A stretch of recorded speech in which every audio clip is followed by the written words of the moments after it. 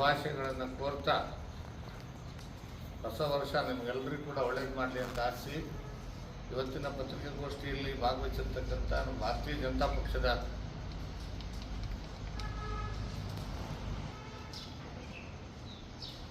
ನಮ್ಮ ಭಾರತೀಯ ಜನತಾ ಪಕ್ಷದ ಮಂಡಲದ ಅಧ್ಯಕ್ಷರು ಪತ್ರಿಕಾಗೋಷ್ಠಿಯನ್ನು ಕರೀತಕ್ಕಂಥ ಉದ್ದೇಶ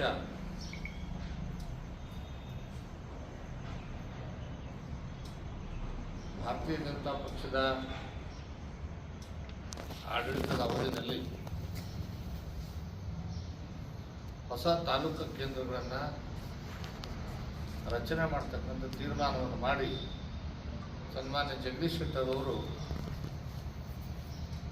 ಮುಖ್ಯಮಂತ್ರಿಗಳಾಗಿದ್ದಾಗ ತಾಳಿಕೋಟೆಯನ್ನು ಹೊಸ ತಾಲೂಕಾಗಿ ನಿರ್ಮಾಣ ಮಾಡಿದರು. ಅದರ ನಿನ್ನೆ ಸುತ್ತಾಗಿ ಪತ್ರಿಕಾಗೋಷ್ಠಿ ಕರೆದಿರ್ತಕ್ಕಂಥ ಮುದ್ದೇಬಾಳದ ಶಾಸಕರು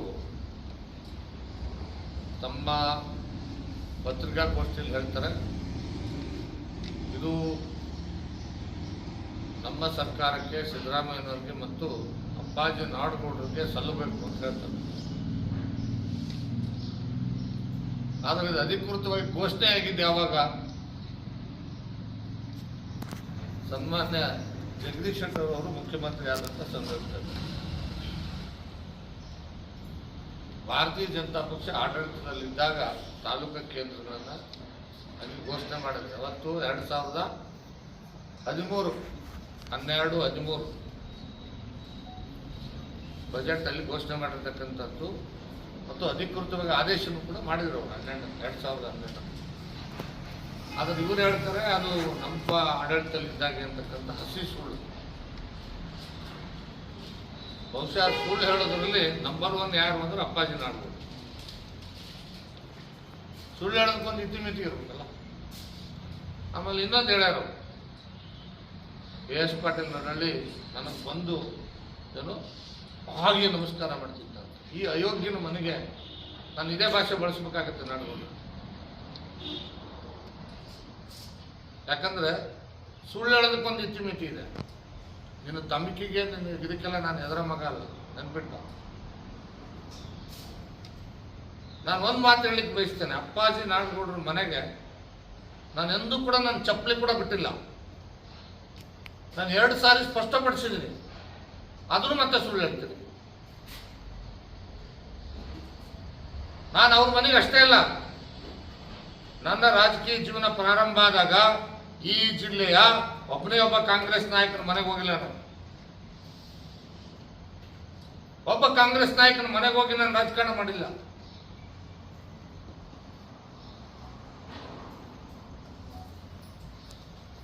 ಅಪ್ಪಾಜಿ ನಾಡಗೌಡ್ರ ನಿನ್ನ ಮನೆಗೆ ಬರೋದ? ನಾಚಿಕೆ ಆಗಲ್ವ ನಿಂಗೆ ಸುಳ್ಳು ಹೇಳಕ್ಕೆ?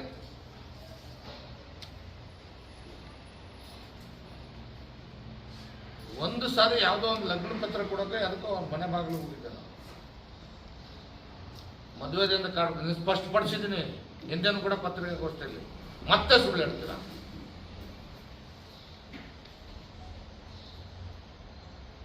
ಮಾನ ಮರ್ಯಾದೆ ಇದ್ರೆ ಮೊದಲು ನೀವು ಕರೆಕ್ಟಾಗಿ ಸತ್ಯ ಮಾತಾಡೋದನ್ನು ಕಲೀರಿ. ರಾಜಕಾರಣ ಮಾತಾಡೋಣ ಬೇಕಿದ್ರೆ ನಾವು ಮಾತಾಡ್ತೀವಿ, ನೀವು ಮಾತಾಡ್ತೀವಿ. ನಾವು ಹೇಳಿದ್ವಿ ಏಕವಚನದ ಮಾತಾಡ್ಬಿಟ್ಟು ಆಯ್ತು ಒಪ್ಕೊಳ್ಳೋಣ. ನಾನು ಒಪ್ಕೊಳ್ತೀನಿ. ನಾನು ಮಾತಾಡೋಲ್ಲ, ನೀವು ಮಾತಾಡ್ಬೇಡಿ. ನೀವು ಗೌರವ ಕೊಟ್ಟು ಮಾತಾಡಿ, ನಾನು ಗೌರವ ಕೊಟ್ಟು ಮಾತಾಡ್ತೀನಿ. ಒಪ್ಕೊಳ್ಳೋಣ ಅಂತ. ಅದು ಸುಳ್ಳು ಹೇಳಿದ್ರೆ ಒಪ್ಕೊಳ್ಳಿಕ್ಕಾಗದಿಲ್ಲ. ನನ್ನ ಜೀವನದಲ್ಲಿ ಯಾವತ್ತೂ ಅಪ್ಪಾಜಿ ನಾಡಗೌಡರ ಮನೆ ಬಾಗಿಲಿಗೆ ಹೋಗಿಲ್ಲ. ನನ್ನ ರಾಜಕೀಯ ಜೀವನದಲ್ಲಿ ಯಾವನಿಗೂ ಕೂಡ ತಲೆ ಬಗ್ಸಿಲ್ಲ. ನೀರಾವರಿ ವಿಷಯದಲ್ಲಿ ಈ ಜಿಲ್ಲೆನಲ್ಲಿ ಗಟ್ಟಿ ಹೋರಾಟ ಮಾಡಿ ಕಾಂಗ್ರೆಸ್ನಲ್ಲಿದ್ದೆ. ಯಾವಾಗ ಇದೇ ನೀರಾವರಿಗೆ ನಮ್ಮ ಬೂದಾಳ ಪಿರಾಪುರಕ್ಕೆ ನನ್ನ ಕ್ಷೇತ್ರಕ್ಕೆ ಅನ್ಯಾಯ ಮಾಡಿದಾಗ ಎಂ ಬಿ ಪಾಟೀಲ್ರು ನಾನು ಸಿದ್ದರಾಮಯ್ಯವ್ರನ್ನ ಎದುರಾಕೊಂಡಿದ್ದೀನಿ.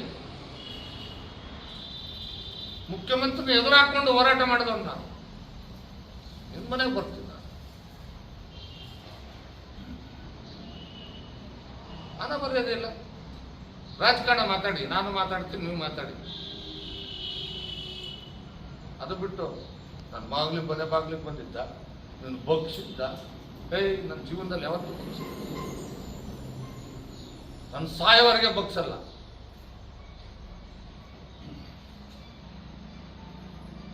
ಸುಳ್ಳು ಹೇಳೋದಕ್ಕೂ ಒಂದು ಇತಿಮಿತಿ ಇರ್ತದೆ.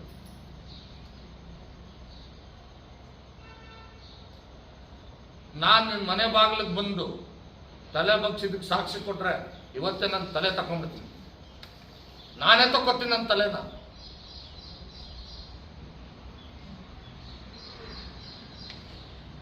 ಈ ತಾಲೂಕಿನ ಜನರನ್ನ, ಮುಗ್ಧ ಜನ, ನಮ್ಮ ತಾಲೂಕಿನ ಜನ 40 ವರ್ಷ ಯಾವ ರೀತಿ ನೀವು ಅನ್ಯಾಯದಿಂದ ಆಳಿದ್ದೀರಿ ಅಂತ ಗೊತ್ತಿದೆ ಜನಕ್ಕೆ.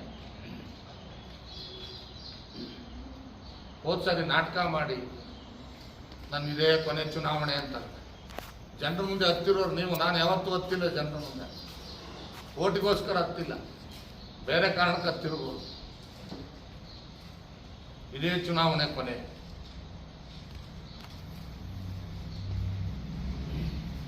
ಇದೊಂದು ಅವಕಾಶ ಪಡೆಯುತ್ತೆ. ಜನರ ಹತ್ರ ಅನುಕಂಪ ಕಟ್ಟಿಕೊಂಡು ಓಟ್ ತಗೊಂಡು MLA ಆಗಿ ಇವತ್ತು ನನಗೆ ಹೇಳ್ತೀನಿ ನಿಮ್ಮ ಬಾಗಿಲಿಗೆ ಬಂದಿದ್ದೆ ಅಂತ. ನನ್ನ ಜೀವನದಲ್ಲಿ ಇವತ್ತು ಕಾಂಗ್ರೆಸ್ ಪಕ್ಷದಲ್ಲಿ ಇದ್ದಾಗ ಅಷ್ಟೇ ನಾನು ಯಾವ ಜಿಲ್ಲೆ ಒಬ್ಬ ನಾಯಕನ ಮನೆ ಬಾಗಿಲಿಗೆ ಹೋಗಿಲ್ಲ. ರಾಜಕಾರಣಕ್ಕೋಸ್ಕರ, ಅಧಿಕಾರಕ್ಕೋಸ್ಕರ, ಟಿಕೆಟಿಗೋಸ್ಕರ ನಾನು ಯಾವತ್ತೂ ಹೋಗಿಲ್ಲ. ಇವತ್ತು ಭಾರತೀಯ ಜನತಾ ಪಕ್ಷದಾಗಿದ್ದೀನಿ. ಭಾರತೀಯ ಜನತಾ ಪಕ್ಷದಲ್ಲೂ ಅಷ್ಟೇ ನಾನು ಯಾವ ನಮ್ಮ ಜಿಲ್ಲೆ ನಾಯಕನ ಮನೆಗೆ ಹೋಗಿ ಭಿಕ್ಷೆ ಪಡಿಲ್ಲ. ನನ್ನ ಶಕ್ತಿ ಮೇಲೆ, ನನ್ನ ಜನಪ್ರಿಯತೆ ಮೇಲೆ ಜನ ನನ್ನನ್ನು ಗುರುತಿಸಿರೋದ್ರಿಂದ ನನಗೆ ಪಕ್ಷ ಕರೆದು ಟಿಕೆಟ್ ಕೊಟ್ಟಿದ್ದೆ ವಿನ ನಿಮ್ಯಾರು ಭಿಕ್ಷೆ ಇಲ್ಲ ರೀ. ಇನ್ನೊಂದು ಹೇಳ್ತಾರೆ ಇವರು ಬೇನಾಮಿ ಆಸ್ತಿ, ಅವ್ರು ಒಪ್ಕೊಳ್ತಾರೆ. ನಾನು ಬೇನಾಮಿ ಆಸ್ತಿ ಮಾಡಿ ಅನುಭವಿಸ್ಬಿಟ್ಟಿದ್ದೀನಿ. ನಡವಳ್ಳಿ ಅವರು ಬೇನಾಮಿ ಆಸ್ತಿ ತಗೊಂಡಿದ್ರು. ಯಾರ್ದು? ದೇಶಮುಖ್ ಅವರು. ದೇಶಮುಖ್ ಅಂಬವ್ರದ್ದು ಆಸ್ತಿನ ಅಲ್ಲಿ ಕೊಡಕ್ಕೆ ಬಂದಾಗ ನನ್ನ ಹತ್ರ ಪ್ರಪೋಸಲ್ ಬಂದಿದ್ದು ನಿಜ. ಅದಕ್ಕೆ ಆ ಸಂದರ್ಭದಲ್ಲಿ ನನಗೆ ಅವಶ್ಯಕತೆ ಇಲ್ಲಪ್ಪ ಅಂತೇಳಿ ನಮ್ಮ ಶೆಟ್ರು, ಯಲಗೂರು ಶೆಟ್ರು, ನೀವು ತಗೊಂತಿದ್ರು ನೋಡಿ ಶೆಟ್ರಲ್ಲಿ ತಗೊಂಡ್ರು. ದುಡ್ಡು ಕೊಟ್ಟು ತಗೊಂಡಿದ್ದಾರೆ ಅವರು. ನಿಮ್ಗೇನು ಸಂಕಟ? ದೇಶಮುಖರ ಆಸ್ತಿ ತಗೊಂಡ್ರೆ ಅಂತ ಹೇಳ್ತಾರೆ ಅವರು. ಅದು ಟೆನೆಂಟಲ್ಲಿ ಐತಂತ ಇನ್ನೂ ಹೇಳ್ತಾರೆ ಅವರು. ದೇಶಮುಖರ ಆಸ್ತಿಗಳು ಟೆನೆಂಟ್ ಆಗಿದಾವ ಅಂತ ಹೇಳ್ತಾರೆ. ಮತ್ತು ಚುನಾವಣೆ ಬಂದಾಗ ಅದೇ ದೇಶಮುಖ್ ಅಂಬರ ಮಕ್ಕಳು ಮನೆ ಮುಂದೆ ಹೋಗಿ ಓಟಿಗೆ ಭಿಕ್ಷೆ ಬಿಡ್ತಾರಮ್ಮ. ನೆನೆ ಹೇಳಿರೋ ಮಾತವರು ರೆಕಾರ್ಡಲ್ಲಿದೆ. ಅವ್ರು ಹೇಳ್ತಾರೆ ಏನಂತ, ಅದು ಇನ್ನೂ ಟೆನೆಂಟಲ್ಲಿದೆ ನೋಡಿ, ಅದು ಟೆನೆಂಟಲ್ಲಿದೆ ಅಂತೆ. ಇನ್ನೊಂದು ಯಾವುದೋ ಇನ್ನು ಹೇಳ್ತಾರೆ ಅವರು, ಏನೋ ಡೋಣಿ ಪಕ್ಕದಲ್ಲಿರೋದು 170 ಎಕರೆ ಜಮೀನು, ಅದನ್ನು ಕಾನೂನು ಬಾಹಿರವಾಗಿ ಮಾಡಿಬಿಟ್ಟವ್ರಂತೆ. ಆದರೆ ಇಲ್ಲೇನು ಬಸವನಗೌಡ 400 ಎಕರೆ ಐತಲ್ಲ, ಅದು ಬಸವನಗೌಡ ನಾಡಗೌಡರ ಆಸ್ತಿ ಅಂತ. ಡ್ರಾಮಾ ನೋಡ್ರಿ ಹೆಂಗಿದೆ ಅವ್ರದ್ದು. ಎಲ್ಲ ನಿಮ್ಮ ಇತಿಹಾಸನ. ಇವರು ಬ್ರಿಟಿಷರ್ ಗುಲಾಮರಾಗಿದ್ದು 1932 ಹಿಂದೆ. ಇವ್ರ ಕೈಗೆಲ್ಲ ದಫ್ತರ್ಗಳು, ರೆವಿನ್ಯೂ ಇಲಾಖೆ ಎಲ್ಲ ರೆಕಾರ್ಡ್ಸ್ ಎಲ್ಲಾನು ಇವರೇ ಬರೀತಿದ್ರು. ಇವ್ರ ಕೈಗೆ ಇರ್ತಿತ್ತು ಬ್ರಿಟಿಷರ್ ಗುಲಾಮರು. ಜನರಿಗೆ ದೌರ್ಜನ್ಯ ಮಾಡಿ ಟ್ಯಾಕ್ಸ್ ಕಲೆಕ್ಟ್ ಮಾಡಿಕೊಡ್ತಿದ್ರು ಇವರು ಬ್ರಿಟಿಷರ್ ಏಜೆಂಟ್ಗಳಾಗಿ. 1932ಕ್ಕಿಂತ ಮುಂಚೆ ಸರ್ಕಾರಿ ಭೂಮಿ ಆಗಿದೆ, ಅದು ಎಲ್ಲ ಇವ್ರ ಹೆಸರಲ್ಲೇ ಮಾಡ್ಕೊಂಡವ್ರೆ. ತೋರಿಸ್ದ ರೆಕಾರ್ಡು ನಾಡ್ಕೊಡ್ರೆ. ಅದಕ್ಕೆ ಹೇಳ್ತಾರೆ ಏನು, ಆ ಟೆನೆಂಟ್ನೆಲ್ಲ ರೆಕಾರ್ಡು ಇವ್ರ ಮನೆಗೆ ಹೋಗ್ತಿತ್ತು. ನೀವು ಸುಟ್ಟಾಕಿದ್ರಲ್ಲಪ್ಪ, ಸುಟ್ಟಾಕಿಲ್ವಾ ನೀವು? ನಿಜ ಹೇಳಿ. 20,000 ಎಕರೆ ಭೂಮಿ ಮುದ್ದೇಮಾಳ ತಾಲೂಕಿನಲ್ಲಿ 20,000 ಎಕರೆ ಭೂಮಿ ಲಪ್ತಾಯಿಸಬೇಕು. ಬೇಕಾ ರೆಕಾರ್ಡು? ಕೊಡ್ತೀನಿ. ರೆಡಿ ಇದ್ರೆ ಹೇಳಿ. ಎಲ್ಲಿ ಬರ್ತೀರಿ ಚರ್ಚೆಗೆ? ನಾನು ರೆಡಿ ಇದ್ದೀನಿ. ನೀವು ಇಲ್ಲೇನು ಸುಟ್ಟಾಕಿದ್ರಲ್ಲ ಡಾಕ್ಯುಮೆಂಟ್ಸು. ಆಮೇಲೆ ಅಲ್ಲಿ ಏನು ಬಿಜಾಪುರದಲ್ಲಿ DC ಆಫೀಸ್ನಲ್ಲೂ ಇಲ್ಲ, ಎಲ್ಲ ಸುಟ್ಟಾಕ್ಬಿಟ್ಟವ್ರೆ. ಯಾಕಂದ್ರೆ ಗೊತ್ತಾಗ್ಬಾರ್ದಲ್ಲ ಯಾರಿಗೂ. ಅಲ್ಲ ಎತ್ಕೊಂಡಾಗ ಅವ್ರ ಮನೆಗೆ ಇಟ್ಕೊಂಡಿರ್ಬೋದು. ಒರಿಜಿನಲ್ ರೆಕಾರ್ಡ್ಸ್ ನಾನು ಹಿಂದೆ ಮುಂಬೈ ಸರ್ಕಾರ ಇತ್ತಲ್ಲ, ಮುಂಬೈ ಸರ್ಕಾರದಲ್ಲಿ ಡಾಕ್ಯುಮೆಂಟ್ಸ್ ಎಲ್ಲ ಹೊರಗಡೆ ತರಿಸಿದೆ. ನಾನೆಂದೂ ದ್ವೇಷದ ರಾಜಕಾರಣ ಮಾಡಿಲ್ಲ ಅಪ್ಪಾಜಿಯವರೇ. ಕೇಳಿ ನೋಡಿ ಅಲ್ಲಿ ನಿಮ್ಮ ಮಕ್ಕಳಿಗೆ. ಅಲ್ಲಿ ರಸ್ತೆ ಮಾಡಬೇಕಾದ್ರೆ ನಾನು ಊರು ಹಿರಿಯರೆಲ್ಲ ಹೋಗಿ ರಿಕ್ವೆಸ್ಟ್ ಮಾಡಿದ್ದಾರೆ ಅವ್ರಿಗೆ, ನೋಡ್ರಿ ಅದು ಸರ್ಕಾರಿ ಗುಡ್ಡನೋ ಅಥವಾ ನಿಮ್ಮ ಹೆಸರಲ್ಲಿದೆ ಗೊತ್ತಿಲ್ಲ, ರಸ್ತೆ ಮಾಡ್ತಾ ಇದ್ದಾರೆ, ಅವಕಾಶ ಮಾಡಿಕೊಡಿ. ನಮ್ಮೂರಿಗೆ ಬೈಪಾಸ್ ರಸ್ತೆ ಆಗ್ತದೆ, ತೊಂದರೆ ಆಗಲ್ಲ. ಬೇಕಿದ್ರೆ ರಸ್ತೆಗೆ ಏನಾದರೂ ನಿಮ್ಗೆ ಸಹಾಯ ಮಾಡೋದಿದ್ರೆ ಹೇಳಿ, ಕಾಂಟ್ರಾಕ್ಟರ್ ಹೇಳಿ ಸಹಾಯ ಮಾಡಿಸ್ತೀವಿ, ನಮ್ಮೆಲ್ಲರೂ ಹೇಳಿ ಕಳಿಸಿದ್ದಾರೆ ಅಂತ ಹೇಳಿದ್ದಾರೆ. ಇನ್ನೂ ಇದ್ದಾರೆ ಅಲ್ಲಿ ಕೆಲವು ಜನ. ಇಲ್ಲೇ ಒಂದ್ಸಾರಿ ಇಲ್ಲೇ ಮಾರುತಿ ನಗರದ ಯಾವುದೋ ಬುತ್ತಿಗೆ ಹೋಗಿದ್ರು, ನಾನು ಬಂದಿದ್ದೆ ಅಲ್ಲಿ ಅವ್ರು ಯಾರೋ ಬಂದಿದ್ರು, ಸುರೇಂದ್ರ ಸರ್ಕೋಡ್ ಅವರು ಯಾರೋ ಬಂದಿದ್ರು, ಈ ಸಣ್ಣವರಲ್ಲ, ಇಲ್ಲಿದ್ದವ್ರು ದೊಡ್ಡವ್ರು ಯಾರೋ. ಅಲ್ಲಿ ಅವ್ರಿಗೆ ಹೇಳಿ ಕಳಿಸಿದ್ದೆ ನಾನು, ಹೇಳಿ ಅವ್ರಿಗೆ ಬುದ್ಧಿ ಹೇಳಿ ಅಂತ. ನನಗೇನು ಅವ್ರ ಮೇಲೆ ದ್ವೇಷ ಮಾಡಬೇಕಾಗಿಲ್ಲ. ಅಲ್ಲಿ ರಸ್ತೆ ಬಂದ್ ಮಾಡಬೇಕು, ಸಾರ್ವಜನಿಕ ಕೆಲಸ ಆಗಬಾರ್ದು, ಹೆಸರು ಕೊಡೋದಿಲ್ಲ ಅಂತೇಳಿ ನೀವೇ ತಾನೇ ಬಂದ್ ಮಾಡಿಸಿದ್ದು. ಕಾನೂನು ಪ್ರಕಾರ ಜನ ಅರ್ಜಿ ಕೊಟ್ಟವ್ರೆ ಡಿ ಸಿ ಅವ್ರಿಗೆ. ಡಿ ಸಿ ಅವರು ಕೋರ್ಟ್ ಕಂಡಕ್ಟ್ ಮಾಡಿದ್ದಾರೆ, ನಿಮ್ದೆಲ್ಲ ದಾಖಲಾತಿ ಕೇಳಿದ್ದಾರೆ, ನೀವು ಕೊಟ್ಟಿಲ್ಲ. ದಾಖಲಾತಿ ತರಿಸಿ ನೋಡಿದರೆ ಸರ್ಕಾರಿ ಗುಡ್ಡ. ಇನ್ನೂ ಇದೆ ನಮ್ಮ ಹತ್ರ ದಾಖಲಾತಿ. ಅವ್ರು ಹೇಳ್ತಾರೆ ಎಲ್ಲ ದಾಖಲಾತಿ ದಫ್ತರ್ಗಳು ಇವ್ರ ಮನೆ ಹೋಗ್ತಿತ್ತು, ನಿಮ್ಮನೆ ಬರ್ಬೇಕಾಗಿತ್ತ ಮುಚ್ಚಾಕಕ್ಕೆ.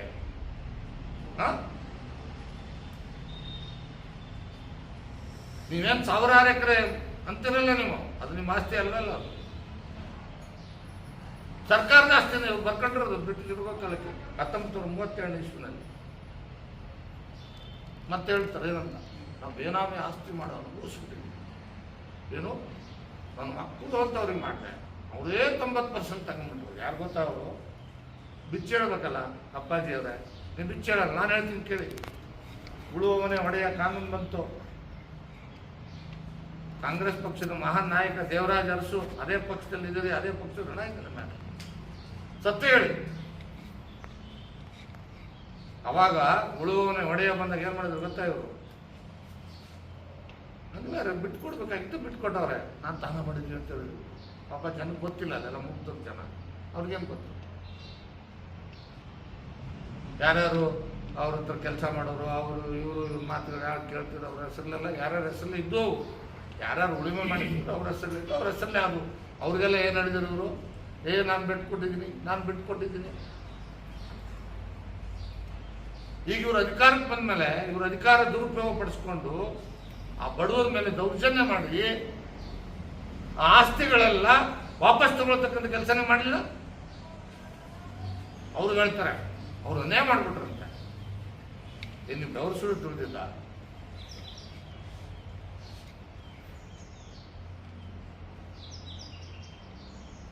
ದಾಖಲಾತಿ ತೆಗಿಬೇಕಾ? ಬರ್ರಿ, ಯಾರಿದ್ದೀನಿ ನಾನು ತೆಗಿತೀರಾ? ಅವ್ರು ಹೇಳ್ತಾರೆ ಏನೋ ಇಲ್ಲಿ ಯಾವುದೋ ಹಾಸ್ಪಿಟಲ್ ಮಾಡ್ತಾರೆ. ಹೋಗುನಪ್ಪ ಹೇಳಿದ್ದೆ.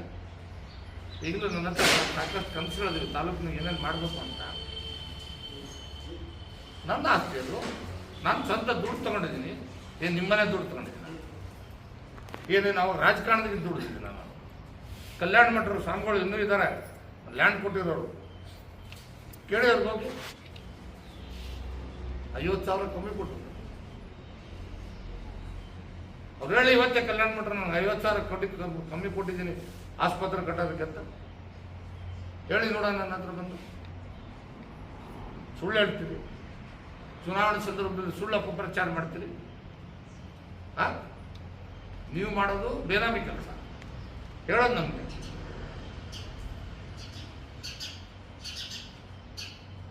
ಅಂದ್ರೆ ದೇಶಮುಖರ ಆಸ್ತಿ ನ್ಯಾಯದಾಗ ಐತೆ ಅನ್ನಂಗೆ ಆಯ್ತಲ್ಲ ನೀವು ಹೇಳೋ ಪ್ರಕಾರ. ಅದು ಯಾರು ತಗೋಬಾರ್ದಂತ ಅವ್ರ ಆಸ್ತಿನ. ಅವರು ಪಾಪ ಮಾರಕ್ಕೆ ನಿಂತಿದ್ದಾರೆ. ಅವ್ರು ಹೋಗಿ ಕೇಳಿದ್ದಾರೆ. ನನ್ನ ಹತ್ರ ಬಂದಿದ್ರು ಒಬ್ಬರು, ನಮ್ಮ ಹಿಂದೆ ಅಧ್ಯಕ್ಷ ಇದ್ದ, ತಾಲೂಕು ಪಂಚಾಯತ್ ಅಧ್ಯಕ್ಷ ಮಾಡಿದ್ರು. ಯಾರ ಹೆಸರು? ನವದಪ್ಪ ಬಾವಡಪ್ಪ, ನಮ್ಮವ್ರ ಶಿಷ್ಯ ಪಾಪ.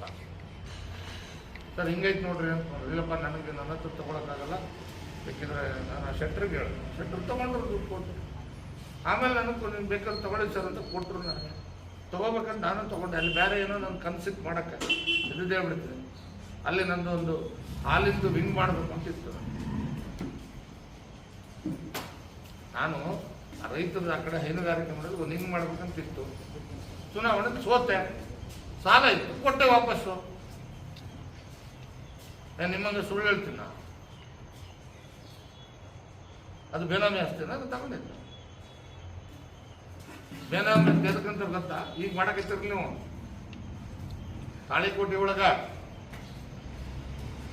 40 ಎಕರೆ ಜಮೀನು ತೊಗೊಂಡು 50 ಎಕರೆ ಜಮೀನು ತೊಗೊಂಡು ಲೇಔಟ್ ಮಾಡಕತ್ತಿರಲ್ಲ, ಅದು ಬೇನಾಮಿ ಅಂತಾರೆ. ಅವ್ರು ಹಿಂದೆ ಕೂತು ಹಿಂದೆ ಪ್ರೆಸ್ಮೆಂಟ್ ಮಾಡ್ಬೇಕಾರೆ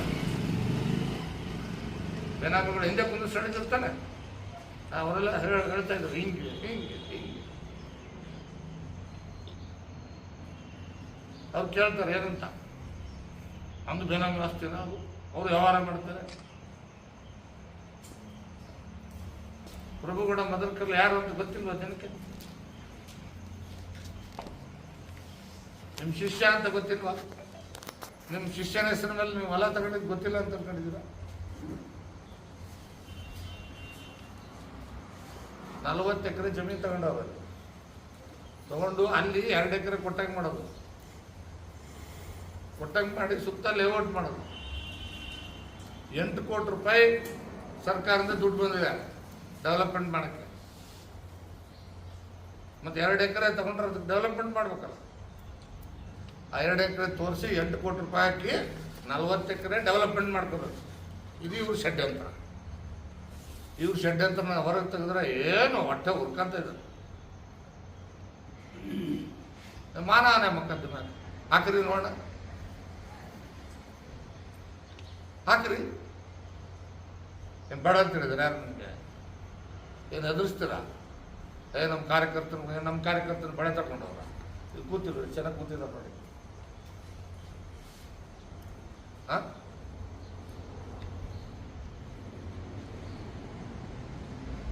ನೀವು ಸುಳ್ಳು ಹೇಳೋದಕ್ಕೆ ಯಾವುದೇ ಮನುಷ್ಯನ ಕೋಪ ಬರ್ತದೆ. ಸತ್ಯ ಮಾತಾಡಿ. ನಾನು ಮತ್ತೊಮ್ಮೆ ಹೇಳ್ತೀನಿ ಅಪ್ಪಾಜಿಯವ್ರಿಗೆ, ಪದೇ ಪದೇ ನಿನ್ನ ಮನೆಗೆ ಬಂದಿದ್ದ ಅಂತ ಏನಾದರೂ ಹೇಳಿದರೆ ನೆಟ್ಕರೋದಿಲ್ಲ. ಈಗ ಹೇಳ್ಬಿಟ್ಟು ನಾನು ಒಳ್ಳೆ ಭಾಷೆನ ಬಳಸ್ಬೇಕಾಗ್ತದೆ. ಸುಳ್ಳು ಹೇಳ್ಬೇಡಿ, ಸಾಕ್ಷಿತ್ರ ಕೊಡಿ. ನನ್ನ ತಲೆ ನಾನ ಕಡ್ಕೊಂಡು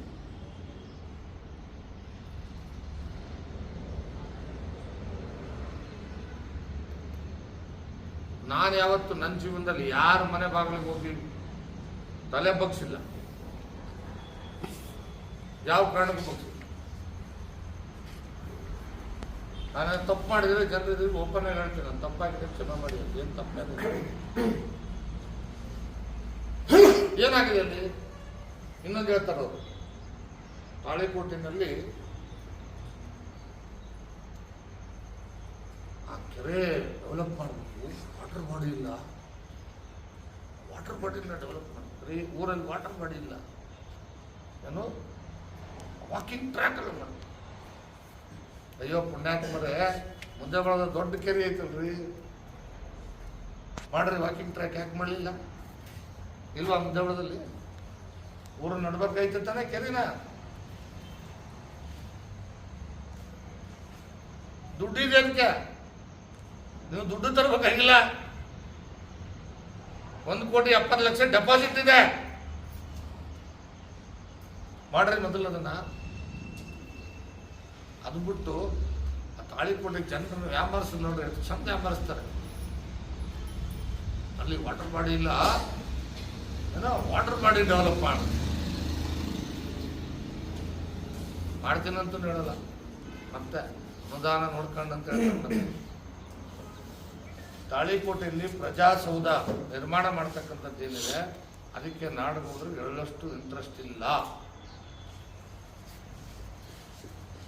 ಅವ್ರಿಗೆ ಊರಿನಲ್ಲಿ ಆಗೋದು ಬೇಕಾಗಿಲ್ಲ. ಅವ್ರಿಗೆ ಅವರು ಬೇನಾಮಿ ಆಸ್ತಿ ಡೆವಲಪ್ ಮಾಡಬೇಕಾಗುತ್ತೆ.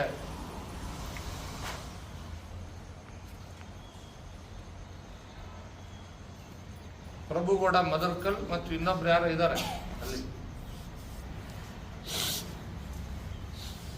2-3 ಹೆಸರಲ್ಲೇ ಅಲ್ಲಿ ಆಸ್ತಿಗಳು ಬೇನಾಮಿ ಆಸ್ತಿ ತಗೊಂಡಿದ್ದಾರೆ ಅಪ್ಪಾಜಿ ನಾಡಗೌಡರು.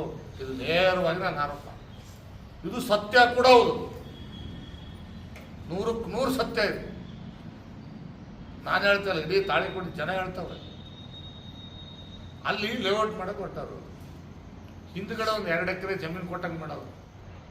ಯಾಕಂದ್ರೆ ಸಾರ್ವಜನಿಕ ಜಾಗ ಬಿಡ್ತಾರಲ್ಲ, ಲೇಔಟ್ ಕೊಟ್ಟಂಗೆ ಮಾಡಿ ಅಲ್ಲಿ ಎಂಟೈರ್ ಅದನ್ನು ಡೆವಲಪ್ ಮಾಡೋದು.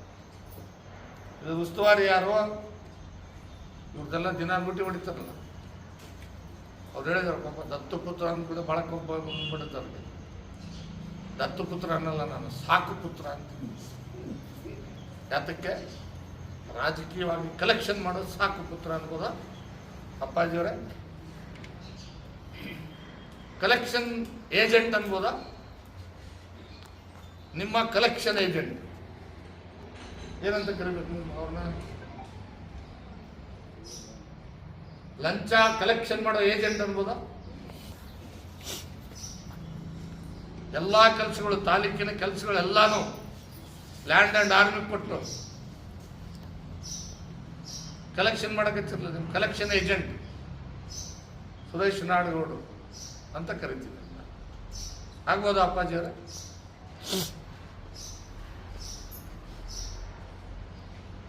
ಅಲ್ಲಿ ಇವೆಲ್ಲ ದುಡ್ಡು ಕಲೆಕ್ಟ್ ಮಾಡೋದು, ಎಲ್ಲ ಆಸ್ತಿ ಹಿಡ್ಕೊಳ್ಳೋದು, ಅದನ್ನು ಡೆವಲಪ್ ಮಾಡೋದು. ಆ ಬಸ್ ಸ್ಟ್ಯಾಂಡ್ ಮೇಲ್ಗಡೆ ಒಂದು ಯಾರೋ ಒಬ್ರು ಡೆವಲಪ್ಮೆಂಟ್ ಮಾಡ್ತಿದ್ರು, ಹೆಸರು ಹೇಳೋದು ಬೇಡ. ಅವ್ರೇನೋ ಆಯ್ತು ಬಿಡ್ರಿ ಇದಕ್ಕೆ ಯಾರು ಕೊಡ್ತೀವಿ ಅಂತ ಬಂದಿದ್ರಂತೆ. ಅವ್ರ ಮೇಲೆ ನೋಟಿಸೇ ಸ್ಟಾರ್ಟ್. ಇನ್ನೊಂದು ಉದಾಹರಣೆ ಹೇಳ್ಬಿಡ್ತೀನಿ ನಿಮಗೆ. ಎಷ್ಟು ಜನ ತಾಳಿಕೋಟಿನಲ್ಲಿ ಹೋರಾಟಕ್ಕೆ ಬಂದಾರಲ್ಲ ವ್ಯಾಪಾರಸ್ಥರು, ಆ ಮೇನ್ ರೋಡಿಗೆ ಅಂಗಡಿಗಳದಲ್ಲ, ಎಲ್ಲರಿಗೂ ನೋಟಿಸ್ ಕೊಡ್ತಾರೆ. ನೋಟಿಸ್ ಕೊಡೋದು ಅಷ್ಟೇ ಅಲ್ಲ, ಇದೇ ಪ್ರಭುಗೌಡ ಮದರ್ಕಲ್ ಅವರು ಫೋನ್ ಮಾಡ್ತಾರೆ. ಏನಂತ?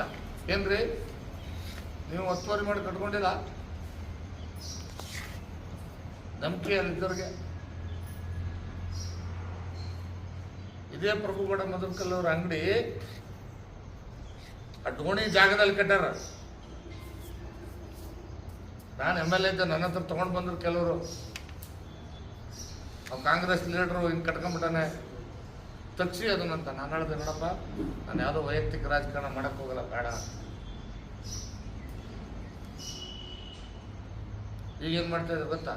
ಆ ಮೇನ್ ರಸ್ತೆಯಲ್ಲಿ ಯಾರ್ಯಾರು ಅಂಗಡಿಕಾರು ದೊಡ್ಡವ್ರ ಮಂದಿಗೆ ಆ ಹೋರಾಟಕ್ಕೆ ಬೆಂಬಲ ಕೊಡಕತ್ತಾರಲ್ಲ, ಆ ಕುಂತ ತಕ್ಷಣ ಅವ್ರಿಗೆ ನೋಟಿಸ್ ಹೋಗುತ್ತೆ ಮುನ್ಸಿಪಾಲ್ಟಿ ಚೀಫ್ ಆಫೀಸರ್. ನಿನ್ನೆ ಅವ್ರಿಗೆ ಫೋನ್ ಮಾಡಿ ಹೇಳಿದ್ವಿ, ಪವರ್ ನೀನು ಪವರ್ಲೆಸ್ ಮಾಡಬೇಕಾಗತ್ತೆ ನೋಡಂತ ಹೇಳಿದ್ವಿ. ನೋಟಿಸ್ ಕೊಡೋದು ಯಾರು? ಅಲ್ಲಿ ಬಂದು ಅಲ್ಲೇ ಪ್ರಜಾಸೌಧ ಆಗಲಿ ಅಂತ ಹೋರಾಟ ಕುಂದಿರ್ತಾರಲ್ಲ ಹೋರಾಟಗಾರರು, ಅವರೆಲ್ಲರಿಗೂ ನೋಟಿಸ್ ಕೊಟ್ಟಿದ್ವಿ.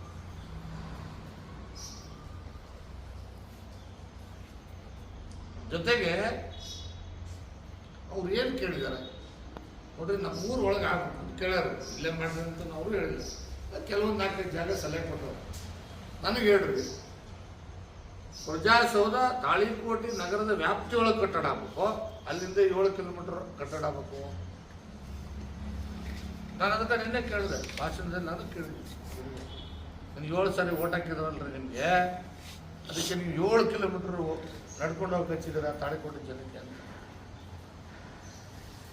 ಜನನ ಅರ್ಥ ಮಾಡ್ಕೊಳ್ಬೇಕಿದ್ರೆ ತಾಳಿಕೋಟಿ ಜನ. ಇನ್ನೊಂದು ಹೇಳ್ತಾರೆ ಅವ್ರ ಪತ್ರಿಕಾಗೋಷ್ಠಿಯಲ್ಲಿ ನಿನ್ನೆ ಏನಂತ, ಹಿಂದೆ ತಾಳಿಕೋಟಿ ಜನ ಮುದ್ದೇಬೇಳ ತಾಲೂಕಿದ್ದಾಗ 30 ಕಿಲೋಮೀಟರ್ ಬರ್ತಿರ್ಲಿಲ್ವಾ ತಹಸೀಲ್ದಾರ್ ಆಫೀಸ್ಗೆ? ಈ 3.5 ಕಿಲೋಮೀಟರ್ 4 ಕಿಲೋಮೀಟರ್ 7 ಕಿಲೋಮೀಟರ್ ಹೋಗೋದೇನು ದೊಡ್ಡದ ಅಂತ ಕೇಳ್ತಾರೆ. ಇಮ್ಯಾಜಿನ್ ಮಾಡ್ರಿ, ನಮ್ಮೂರಲ್ಲೇ ಮಾಡಿ ಅಂದರೆ. ಆಮೇಲೆ ಹೇಳ್ತಾರೆ, ಒಂದು ಇಲಾಖೆಗೆ 2.5 ಎಕರೆ ಜಮೀನು ಕೊಡ್ಬೇಕು. ಎಲ್ಲೈತ್ರಿ 2.5 ಎಕರೆ ಜಮೀನಿಗೆ ಯಾರು ಕೊಡ್ತಾರೆ? ದಾನ ಯಾರು ಕೊಡ್ತಾರೆ? ರೂಲ್ ಐತಾ 2.5 ಎಕರೆ ಜಮೀನು ಬೇಕು ಅಂತ? ಇಲ್ವಲ್ಲ. ತಹಸೀಲ್ದಾರ್ ಆಫೀಸ್ ಮಾಡೋಕ್ಕೆ ಮೊದಲೆಲ್ಲ ಭೂಮಿ ಜಾಸ್ತಿ ಇರ್ತಿತ್ತು, ಭೂಮಿ ಬೆಲೆ ಕಡಿಮೆ ಇತ್ತು, ಕೊಡ್ತಿದ್ರು. ಯಾರ ದೊಡ್ಡವರು ದಾನ ಮಾಡಬೇಕು ಅಂದ್ರೆ ಹೇಳಿದ್ರೆ ಕೊಡ್ತಿದ್ರು. 4 ಜನ ವ್ಯಾಪಾರಸ್ಥರು ಪಟ್ಟಿ ಹಾಕೊಂಡು ಕೊಡ್ತಿದ್ರು. ಈಗೆಲ್ಲಿದೆ ಭೂಮಿ? ಈಗ 1 ಎಕರೆ ಭೂಮಿ 5 ಕೋಟಿ 10 ಕೋಟಿ ಆಗಿದೆ. ಮುದ್ದೇಬೇಳ ತಾಳಿಕೋಟಿ ಅಂತ ನಗರದಲ್ಲಿ ಯಾರು ಕೊಡ್ತಾರೆ? ಸರ್ಕಾರಿ ಭೂಮಿ ಅಲ್ಲಿ ಇದಾವೆ ಆಲ್ರೆಡಿ. ಈಗ IB ಇದೆ, KB ಜಾಗ ಇದೆ, ಪುರಸಭೆ ಜಾಗ ಇದೆ, ಮಾಡಿ ಎಲ್ಲರೂ ಒಂದು ಕಡೆ. ಯಾರು ಬೇಡ ಅಂದಿದ್ದಾರೆ? ನಾವ್ಯಾರು ಅಡ್ಡ ಬಂದಿದ್ದೀವಿ?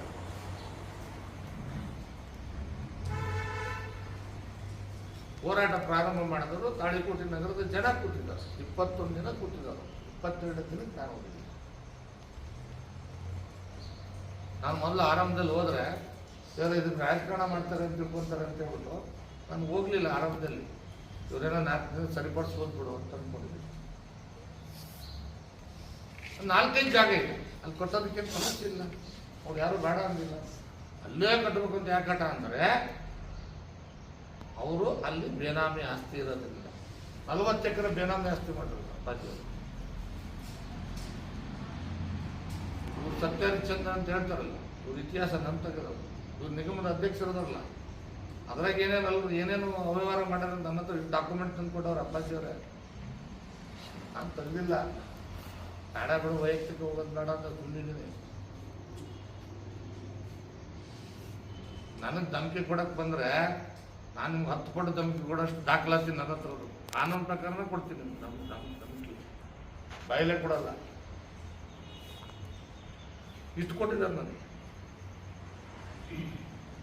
ಈ ಹುಡುಕೋ ಹಗರಣ ಇದೆಯಲ್ಲ ಮುದ್ದೇಬಾಳದಲ್ಲಿ, ಪಾಪ ಇನ್ನೂ ಭಾಳಷ್ಟು ಜನ ಅವ್ರ ಹೆಸರಲ್ಲೇ ಮನೆನೇ ಇಲ್ಲ ವಾಸ್ತವ. ಹುಡುಕೋ ಮುದ್ದೇಬಾಳ, ತಾಳಿಕೋಟೆ, ಬಿಜಾಪುರ, ಹುಡುಕೋ ಹಗರಣ ಇವ್ರ ಹೆಸರ ಮೇಲೆ ಇರೋದು. ಅವಕ್ಕ ದುಡ್ಡು ಯಾರ್ಯಾರ ಹೆಸರು ದುಡ್ಡು ಕಟ್ಸ್ಕೊಂಡಾರ, ಅದು ಇಲಾಖೆ ದುಡ್ಡೇ ಕಟ್ಟಿಲ್ಲ.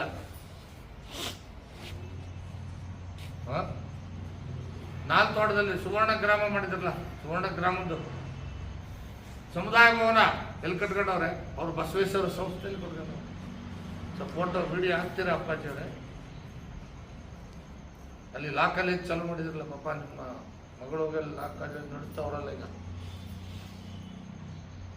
ಹೇಳ್ತೀರಾ ಬಿಲ್ಡಿಂಗ್ ಯಾವ್ದಾರ ಕಟ್ಟಿದ್ದು ಅಂತ?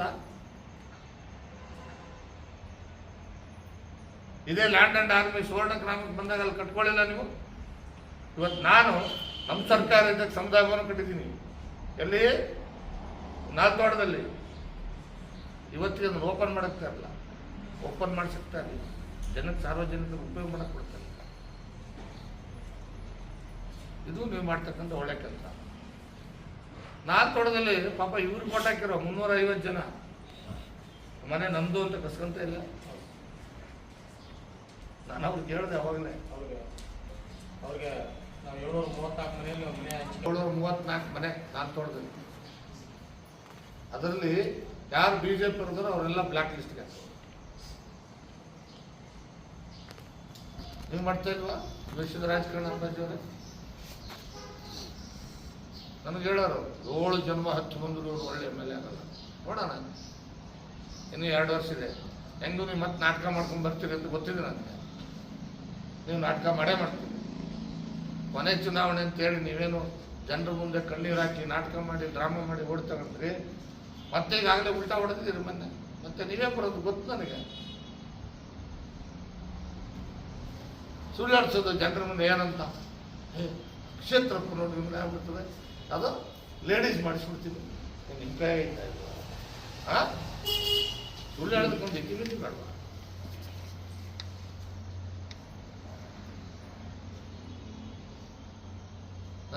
ದೇವರಿಬ್ಬರಿಗಳು ನಿಲ್ರಿ, ಯಾರು ಬೇಡ? ದೇವರಿಬ್ಬರಿಗಾರ ನಿಲ್ರಿ, ಬಿಜಾಪುರಕ್ಕಾರ ನಿಲ್ರಿ. ನನಗೆ ಗೊತ್ತು ನೀವು ಮುದ್ದೇಬಾಳಕ್ಕೆ ನಿಲ್ಲೋದು ಅಂತ. ಮತ್ತೆ ಡ್ರಾಮಾ ಮಾಡ್ತೀರಿ, ನಾಟಕ ಮಾಡೋದು.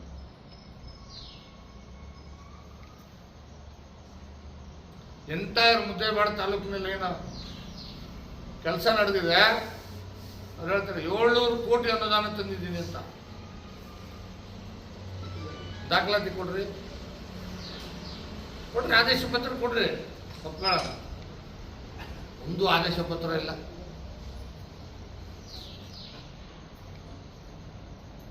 ನಾ ಏನು ಹಿಂದೆ MLA ಇದ್ದಾಗ 1,500 ಕೋಟಿ 1,500 ಕೋಟಿ, ಅದರಲ್ಲಿ 10 ಕೋಟಿ ಮುದ್ದೇಬಾಳಕ್ಕೆ, 10 ಕೋಟಿ ತಾಳಿಕೋಟೆ, 5 ಕೋಟಿ ನಾಲ್ತೋಟಕ್ಕೆ, 25 ಕೋಟಿ ಬಾಕಿ ಕೆಲಸ ಉಳಿದಿದೆ. ಟೆಂಡರ್ ಕರೆದಿದ್ದು ಅದನ್ನ 2 ವರ್ಷ ಪೆಂಡಿಂಗ್ ಇಟ್ಟವ್ರೆ. ಈ ಕೆಲಸ ಮಾಡಿಸೋರು ಏನು ಹೇಳೋದು? ನಮ್ಮ ಸರ್ಕಾರದ ತಂದಿದ್ದೀವಿ ಅಂತ. ನಾನು ಪ್ರಧಾನಮಂತ್ರಿ ಸಡಕ್ ಯೋಜನೆ ಏನು ನಮ್ಮ ಇದೈತಲ್ಲ ಡಿಪಾರ್ಟ್ಮೆಂಟು, ಅಲ್ಲಿಗೆ ವಿಶೇಷ ಅನುದಾನ 50 ಕೋಟಿ ತರಿಸಿ ರೋಡ್ಗಳು ಮಾಡಿದ್ರು. ಆಕ್ಸಿಜನ್ ಆ ರೋಡ್ಗಳು ನೋಡೋದ್ರೆ ಹೆಂಗೆ ಮಾಡಿದ್ದಾರೆ, ಎಲ್ಲ ಹಾಳು ಮಾಡಿದ್ರು. ಎಂಟೈರ್ ಮುದ್ದೇಬಿಹಾಳ ತಾಲೂಕಿನಲ್ಲಿ 1 ರೂಪಾಯಿ ಸರ್ಕಾರದಿಂದ ಅನುದಾನ ಬಂದಿಲ್ಲ. 1 ರೂಪಾಯಿ ಬಂದಿಲ್ಲ, ಸುಳ್ಳು ಹೇಳೋದು. ಆಮೇಲೆ ನಾವು ಪೂಜೆ ಮಾಡೋದಲ್ಲಿ ಹೋಗಿ ಪೂಜೆ ಮಾಡೋದು. ಹೊಳ್ಳಿ ಈಗ ನಾ ಎಲ್ಲೆಲ್ಲಿ ಪೂಜೆ ಮಾಡಿದ್ದೀನಿ ಮೊದಲು ಅಲ್ಲಿ ಹೋಗಿ ಪೂಜೆ ಮಾಡೋದು. ಮತ್ತೆ 2 ವರ್ಷ ಆದ್ಮೇಲೆ ಮತ್ತೆ ಬಿಟ್ಟಿರ್ತಾರಲ್ಲ ಜನ, ಹೆಂಗ ಅನುದಾನ ತರ ಯೋಗ್ಯತೆ ಇಲ್ಲ. ಅದಕ್ಕೆ ನಾಡ್ಗೌಡ್ರೆ ನಾನು ಒಂದು ಮಾತು ನಿಮ್ಮ ಬಗ್ಗೆ ನಾನು ವೈಯಕ್ತಿಕವಾಗಿ ಏನು ಏಕವಚನದಲ್ಲಿ ಮಾತಾಡಿ ದೊಡ್ಡವನಾಗಬೇಕು ಅಂತಿಲ್ಲ. ಸರಿ, ನೀವು ಬಹುವಚನದಲ್ಲಿ ಮಾತಾಡೋಕ್ಕೆ ಹೇಳಿದ್ರಿ, ನಾನು ಬಹುವಚನದಲ್ಲೇ ಮಾತಾಡ್ತೀನಿ. ಏನು ನಾನೇನು ನಿಮಗೆ ವ್ಯಕ್ತಿಗತವಾಗಿ ನಿಮ್ಗೆ ಹರ್ಟ್ ಆಗಿದ್ದರೆ ಆ ವಿಚಾರದಲ್ಲಿ ನಾನು ನಿಮಗೆ ಇನ್ನೊಂದು ಸರಿ ಏಕವಚನದಲ್ಲಿ ಮಾತಾಡೋಕ್ಕೆ ನಾನು ಹೋಗಲ್ಲ, ನೀವು ಹೋಗ್ತಾರೆ. ಅದು ವ್ಯಕ್ತಿಗತವಾಗಿರ್ತಕ್ಕಂಥದ್ದು ನಾನು ಒಪ್ಕೊಳ್ತೀನಿ. ಅದು ಸುಳ್ಳು ಹೇಳೋದಿದೆಯಲ್ಲ, ಇದನ್ನು ಯಾವ ಮನುಷ್ಯನ ಕೂಡ ತಡ್ಕೊಳ್ತಾರೆ. ಅದು ನಿಮ್ಮನೆ ಬಾಗಿಲಿಗೆ ಬಂದಿದ್ದೀನಿ ಅಂತ. ಇನ್ನೊಂದು ಹೇಳ್ಬಿಡ್ತೀನಿ ನಿಮ್ಮೆಲ್ಲ ಮಾಧ್ಯಮದ ಸ್ನೇಹಿತರಿಗೆ, ಇವತ್ತು ಇನ್ನೊಂದು ಹೊಸ ಸೀಕ್ರೆಟ್ ಹೊರಗಡೆ ಬಿಡ್ತೀನಿ ನೋಡಿ, ಕೇಳಿ. ನಾನು ಹಿಂದೆ ಕಾಂಗ್ರೆಸ್ನಾಗಿದ್ದಾಗ ಕಾಂಗ್ರೆಸ್ ನಾಯಕರುಗಳು ಮನೆಯಾಗ ಏನಾದರೂ ಚರ್ಚೆ ಮಾಡ್ಕೊಂಡು ಕೂತಿದ್ರು ಅಂತ ಇಟ್ಕೊಳ್ಳಿ. ದೊಡ್ಡ ದೊಡ್ಡ ನಾಯಕರುಗಳು ಅವ್ರ ಮನೆಗೆ ಹೋದಾಗ ಯಾರು 4-5 ಜನ MLA ಕೂತಿದ್ರು, ಎಲ್ಲ ಕೂತಿದ್ದೀವಿ ಅಂದರೆ ಲೋಕಾರೂಢಿಯಾಗಿ ರಾಜಕಾರಣ ಮಾತಾಡ್ತಿದ್ದೀವಿ ಅಂತಂದ್ರೆ ಅಪ್ಪಿ ಅಪ್ಪಾಜಿ ನಾಡ್ಕೊಡ್ರು ಎಂಟ್ರಿ ಹೊಡೆದ ತಕ್ಷಣ ಯಾರು ಮಾತಾಡ್ಬೇಡ್ರು, ಚಾಡಿಗೆ ಬರೋ ಬಂದರು, ಯಾರು ಮಾತಾಡ್ಬಿಡ್ರಪ್ಪ, ಒಂದು ಕಪ್ ಮಾಡಿ ಚಾಡಿ ಹೇಳ್ಬಿಡ್ತಾರೆ. ಅದ್ರ ನಂಬರ್ 1.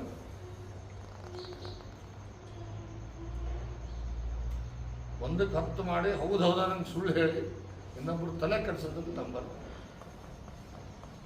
ನಿಮ್ಮ ಹೆಸರು ಚಾಡಿಕೋರನ್ನ ಅಂತಿರೋದು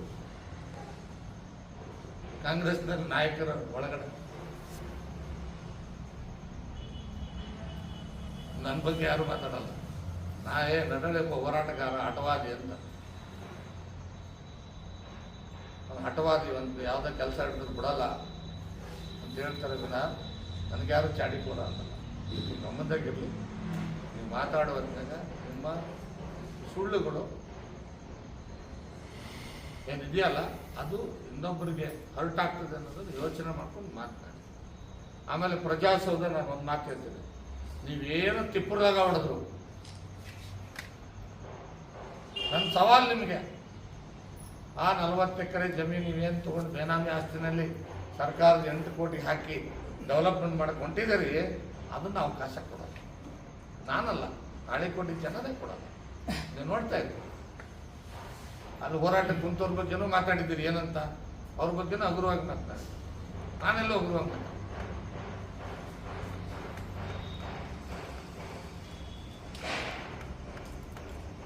ನಾನು ಹಗುರವಾಗಿ ಮಾತಾಡ್ಲಿಕ್ಕೆ ಹೋಗಿ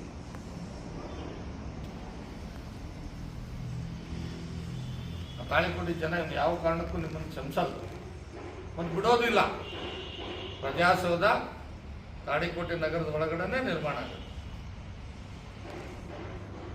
ನನ್ನ ಜಿಲ್ಲಾಧಿಕಾರಿಗಳ ವಿಷಯವಾಗಿ ಸ್ಪಷ್ಟವಾಗಿದೆ, ಯಾವುದೇ ಕಾರಣಕ್ಕೂ ಅವ್ರು ಹೇಳ್ತಾರೆ. ಇನ್ನೊಂದು ಹೇಳಿದ್ದಾರೆ, ಅವರು ಭಾಳ ಹೇಳಿದ್ದಾರೆ, ಒಂದೊಂದು ನೆನಪಾಗ್ತಾ ಇದ್ರು. ಏನಂತ, ಪ್ರಜಾಪ್ರಭುತ್ವದಲ್ಲಿ ಪ್ರಜೆಗಳ ಫೈನಲ್ ಅಂತ ನಾ ಹೇಳಿದ್ದೀನಿ. ಅದಕ್ಕೆ ಹೇಳ್ತಾರೆ ಪ್ರಜಾಪ್ರಭುತ್ವದಲ್ಲಿ ಪ್ರಜೆಗಳ ಫೈನಲ್, ಸರ್ಕಾರ ಏನು ಸರ್ಕಾರ ಫೈನಲ್? ಸರ್ಕಾರ ಯಾರು ಮಾಡಿದ್ದು? ಪ್ರಜೆಗಳು ತಾನೆ. ಯಾವುದೇ ಒಂದು ರಸ್ತೆ ಮಾಡಬೇಕಾಗಿದ್ದಾರೆ, ಯಾವುದೇ ಒಂದು ಕೆಲಸ ತಗೋಬೇಕಾಗಿದ್ದಾರೆ, ಫಸ್ಟ್ ರೂಲ್ ಏನಿದೆ ಗೊತ್ತಾ? ಗ್ರಾಮ ಸಭೆ ಮಾಡ್ಬೇಕಂತಿದೆ, ಗ್ರಾಮ ಸಭೆ ಮಾಡ್ಬೇಕಂತಿದೆ. ಅಂಥದ್ರಲ್ಲಿ ಪ್ರಜಾಸೌಧ ಕಟ್ಟೋದಕ್ಕೆ ನಿಮಗೆ ಗ್ರಾಮದ ಏನೋ ಇದು ಮಾಡೋಕ್ಕಾಗಲ್ಲ. ಜನಾಭಿಪ್ರಾಯ ಸಂಗ್ರಹಣೆ ಮಾಡಬೇಕೋ ಬೇಡ? ಅದಕ್ಕೆ ನಾನು ಜಿಲ್ಲಾಧಿಕಾರಿಗಳಿಗೆ ವಿನಂತಿ ಮಾಡಿದ್ದೀನಿ. ನೀವು ನೋಡಿ, ಯಾರು ಮಾತು ಕೇಳಕ್ಕೆ ಹೋಗ್ಬೇಡಿ. ನೀವು ತಾಳಿಕೋಟೆ ನಗರದಲ್ಲಿ ಬರೆದಿ ಎಲ್ಲ ಪ್ರಮುಖ ವ್ಯಾಪಾರಸ್ಥರ ಮುಖಂಡರನ್ನೆಲ್ಲರನ್ನು ಕರೀದಿ ಒಂದು ಕಡೆ ಚರ್ಚೆ ಮಾಡಿ ಅವರೆಲ್ಲರೂ ಎಲ್ಲ ಒಪ್ಕೊಳ್ತಾರೆ, ಇದು ಮಾಡಿ ಅಂತ ಹೇಳಿದ್ವಿ. ಅದು ಬಿಟ್ಬಿಟ್ಟು ಸರ್ಕಾರ ಇದೆ, MLA ಇದ್ದಾರೆ, MLA ಹೇಳ್ತಾರೆ, ಅವ್ರು ಯಾರೋ 4 ಜನ ಅವ್ರು ಹಿಂದೆ ಇದ್ದವ್ರನ್ನ ಇಟ್ಕೊಂಡು ನಾಡಗೌಡರು ಬೇನಾಮಿ ಆಸ್ತಿ ಡೆವಲಪ್ ಮಾಡೋದಕ್ಕೆ ಸರ್ಕಾರ ದುಡ್ಡು ಕೊಡೋ ಕೆಲಸ DC ಅವ್ರು ಮಾಡಿದರೆ ಅದು ನಾವು ಖಂಡಿತವಾಗ್ಲೂ ವಿರೋಧ ಮಾಡ್ತೀವಿ. ತಾಳಿಕೋಟೆ ನಗರದ ಜನನೇ ವಿರೋಧ ಮಾಡ್ತಾರೆ. ಅವ್ರ ಜೊತೆಯಲ್ಲಿ ನಾವು ಕೂಡ ಭಾರತೀಯ ಜನತಾ ಪಕ್ಷ ನಾವೆಲ್ಲರೂ ಜೊತೆಲಿ ನಿಂತ್ಕೊಂಡು ವಿರೋಧ ಮಾಡ್ತಕ್ಕಂಥ ಕೆಲಸ ಕೆಲಸ ನಾವು ಮಾಡ್ತೇವೆ. ನಾನು ಇನ್ನೂ ಉಳಿದಿರ್ತಕ್ಕಂಥದ್ದು ಭಾಳಷ್ಟಿದೆ, ಇತಿಹಾಸ ತೆಗಿತೀನಿ ನಾವು ಒಂದೊಂದಾಗಿ ತೆಗಿತೀನಿ. ನನ್ನ ತಡವಾಗತ್ತೆ ನಾನಾರ ಆ್ಯಕ್ಷನ್ ಕೊಡು, ನಾನು ತೆಗಿತೀನಿ. ಇವ್ರ ಆಸ್ತಿ ಹೆಂಗೆ ಬಂದು, ಬೇನಾಮಿ ಅಂದ್ರೆ ಯಾವುದು, ಲ್ಯಾಂಡ್ ರಿಫಾರ್ಮ್ ಆ್ಯಕ್ಟ್ ಯಾವಾಗ ಬಂತು, ಯಾರ್ಯಾರ ಆಸ್ತಿ ಯಾರ ಹೆಸರಲ್ಲೇ ಮಾಡಿದ್ರು, ಹೆಂಗೆ ಇವರು ವಾಪಸ್ ತಗೊಂಡ್ರು, ಬಡವ್ರ ಮೇಲೆ ಹೆಂಗೆ ಬಟ್ಟೆ ಹೊಡಿತಾ ಇದ್ದಾರೆ. ಪಾಪ ಬಡವ್ರು ಏನು ಮಾಡ್ಬೇಕು, ನನ್ನ ಆಸ್ತಿ ವಾಪಸ್ ಕೊಡು, ಇವ್ರ ಹೆಸರಲ್ಲಿ ಹಾಕೋಣ, ಯಾರಿಗಾರು ಕೊಡಿಸ್ಬಿಡೋದು, ಅದು ದುಡ್ಡು ತಗೊಂಡು ಇವರು 10-20 ಲಕ್ಷ ಅವ್ನಿಗೆ ಕೊಟ್ಬಿಟ್ಟು ಇನ್ನು ಹೋಗ್ಬೋದು. ಮಾಡಲಿಕ್ಕೆ ಬರೋದಿಲ್ಲ, ಅದು ಕಾನೂನು ಬಾಹಿರವಾಗಿರ್ತಕ್ಕಂಥ ಕೆಲವೆಲ್ಲ ಯಾರು ನನ್ನ ಗಮನಕ್ಕೆ ತಂದರೆ ಅವ್ರು ನ್ಯಾಯ ಕೊಡಿಸೋ ಕೆಲಸ ಮಾಡಿದ್ದೀನಿ. ನಾನು ಮುಂಜಾನೂ ಮಾಡ್ತೀನಿ, ನಾನು 2 ಮಾತು ಇಲ್ಲವೇ ಇಲ್ಲ. ನಾನು ಮುದ್ದೆ ಬಾಳಕ್ಕೆ ರಾಜಕಾರಣಕ್ಕೆ ಬಂದಿದ್ದೆ ನಿಮ್ಮ ಗುಲಾಮಗಿರಿ ತೆಗಿಯೋಕ್ಕೆ. ನಾನು ನೇರವಾಗಿ ಹೇಳ್ತೀನಿ, ನಿಮ್ಮ ಗುಲಾಮಗಿರಿ ಆಡಳಿತವನ್ನು ಮುಕ್ತ ಮಾಡೋದಕ್ಕೋಸ್ಕರನೇ ನಾವು ಮುದ್ದೇವಾಳದ ರಾಜಕಾರಣ ಮಾಡ್ತೀವಿ. ನಾನು ಇಲ್ಲೇ ರಾಜಕಾರಣ ಮಾಡ್ತೀನಿ, ನಿಮ್ಮ ವಿರುದ್ಧನೇ ರಾಜಕಾರಣ ಮಾಡ್ತೀನಿ. ಸೋಲು ಗೆಲುವು ಜನ ತೀರ್ಮಾನ ಮಾಡ್ತಾರೆ, ಜನಕ್ಕೆ ಬಿಟ್ಟಿರೋದು. ಅದ್ರ ಯಾವ ಕಾರಣಕ್ಕೂ ನಿಮ್ಮ ವಿರುದ್ಧ ರಾಜಕಾರಣ ಕಾಂಪ್ರಮೈಸ್ ಇಲ್ಲ.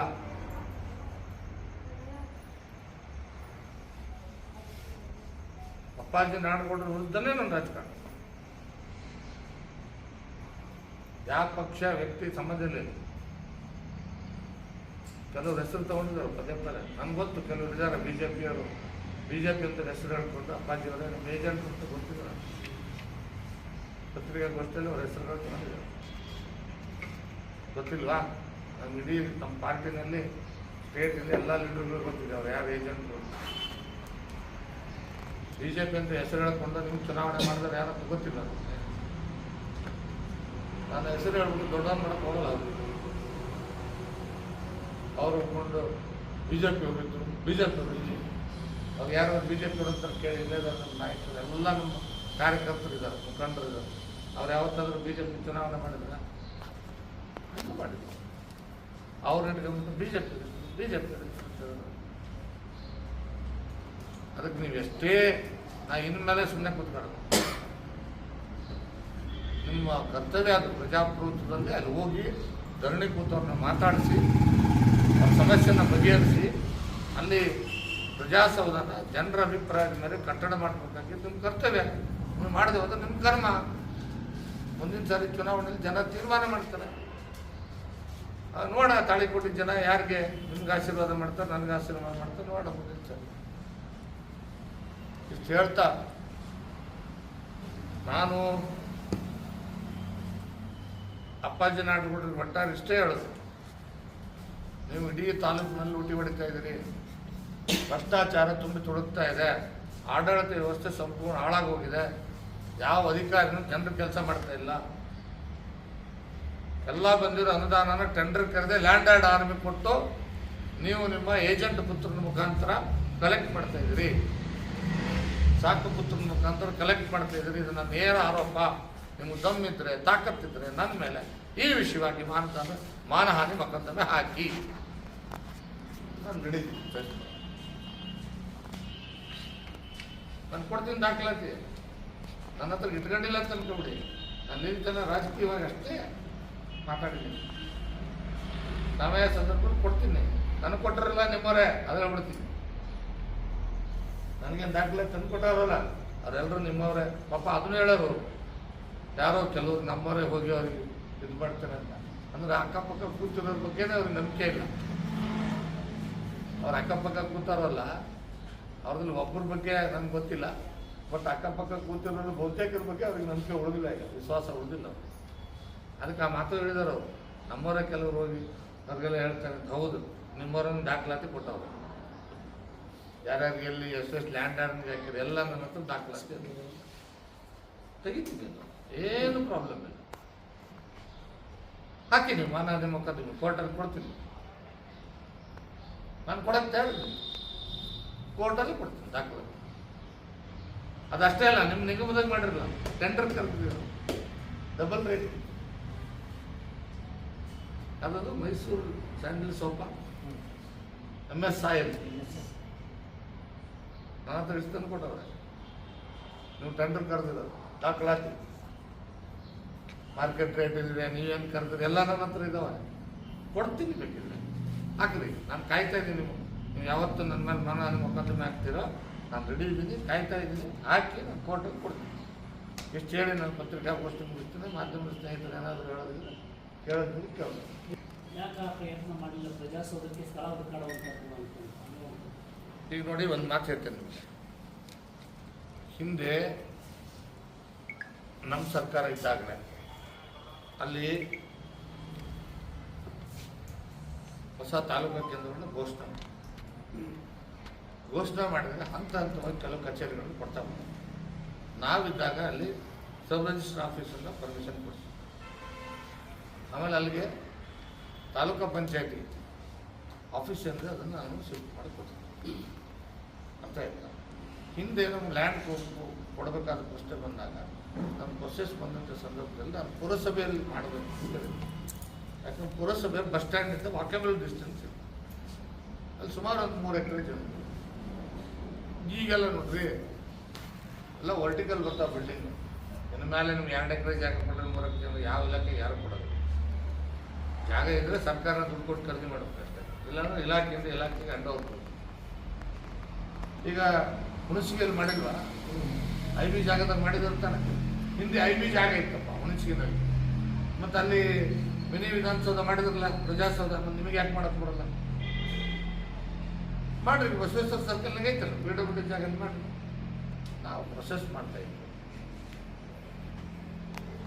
ಪ್ರಯತ್ನ ಯಾಕೆ ಮಾಡಲಿಲ್ಲ ಅಂತ ನಾನು ಪ್ರಯತ್ನ ಮಾಡಿದ್ದೇ ಹೇಳ್ತಾ ಇದ್ದೀನಿ. ನೋಡ್ರಿ, ನಾನು ಒಂದು ಮಾತೈತೆ, ಪ್ರಯತ್ನ ಮಾಡಿಲ್ಲ ಅಂತ ಇಟ್ಕೊಳ್ಳಲ್ಲ. ಮಾಡಿಲ್ಲ ಅಂತ ಆಯ್ತಪ್ಪ, ನಾನು ಮಾಡಿಲ್ಲ. ಈಗ ನೀವೇನು ಮಾಡ್ತಿದ್ದೀರಿ? ನೀವು ಮಾಡಿದ್ರ? ನಿಮ್ದು ಬೋರ್ಡ್ ಹಾಕೊಳ್ಳಿ. ನಾನು ಹೆಂಗೆ ಮಾಡೋದು? ಜನ ಎಲ್ಲಿ ಹೇಳ್ತಾರಲ್ಲಿ ಮಾಡಲ್ಲ.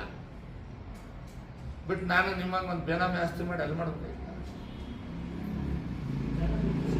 ಆಯ್ತಪ್ಪ, ನಾನು ಮಾಡಿಲ್ಲ ಅಂತ ಒಪ್ಕೊಂತೀನಿ. ಆಯ್ತು, ಮಾಡಿಲ್ಲ ಅಂತ ಇಟ್ಕೊಳ್ಳ. ನೀವೇನು ಮಾಡ್ತಾ ಇದ್ದೀರಿ?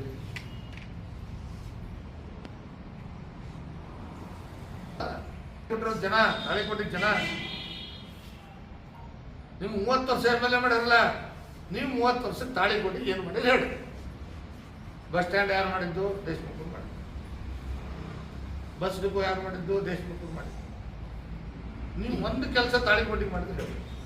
ಒಂದೇ ಒಂದು ಕೆಲಸ ನಿಮ್ಮ ಕಾಲದಾಗ ಆಗಿದೆ. ನಾನು ರಸ್ತೆಗಳು ಮಾಡಿದ್ವಿ, ಉತ್ತಮವಾದ ರಸ್ತೆಗಳು ನಿರ್ಮಾಣ ಮಾಡಿದ್ದೀನಿ.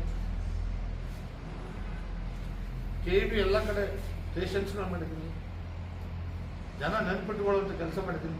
ನೀವು ಜನ ನೆನ್ಪಿಟ್ಟುಕೊಳ್ಳುವಂಥ ಒಂದು ಕೆಲಸ ಮಾಡಿದ್ದೀನಿ. ಕುಡಿಯೋ ನೀರಿಂದು 854 ಕೋಟಿ ರೂಪಾಯಿ ಕೆಲಸ ತಂದಿದ್ದೀರಿ. ಆ ಪ್ರಯತ್ನ ಮಾಡಿಲ್ಲ ಅಂತಲ್ಲ, ಪ್ರಯತ್ನ ಮಾಡಿದ್ದೀವಿ. ಅದು ನಮ್ಮ ಕಾಲದಲ್ಲಿ ಆಗಿಲ್ಲ, ಅದು ಒಪ್ಕೊಳ್ಳೋದು. ಏನಾನೇನು ಒಪ್ಕೊಳ್ಳೋದಕ್ಕೆ ನಚ್ಚಿದೆ. ಇನ್ನಷ್ಟು ಸುದ್ದಿಗಾಗಿ ನೋಡ್ತಾ ಇರಿ ಜನರ ಕೂಗು ಯೂಟ್ಯೂಬ್ ಚಾನಲ್. ಇದು ನಿಮ್ಮದೇ ಧ್ವನಿ. ಸಬ್ಸ್ಕ್ರೈಬ್ ಮಾಡಲು ಮರೆಯಬೇಡಿ.